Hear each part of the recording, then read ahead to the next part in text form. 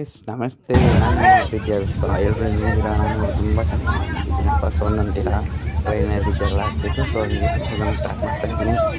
So ಎಲ್ಲರೂ ಬನ್ನಿ ಹೊಸ ವ್ಲಾಗನ್ನು ನೋಡೋಣ.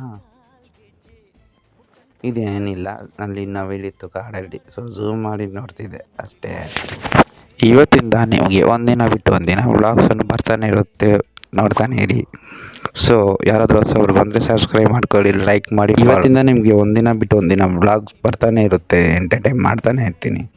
ಯಾರು ಏನೇ ಅಂದರು ನಾನು ತಲೆಗೆಡ್ಸ್ಕೊಳ್ಳಲ್ಲ. ಒಂದು ಕಿವಿಯಲ್ಲಿ ಕೇಳ್ಕೊಂಡು ಇನ್ನೊಂದು ಕಿವಿಯಲ್ಲಿ ಬಿಟ್ಬಿಡ್ತೀನಿ.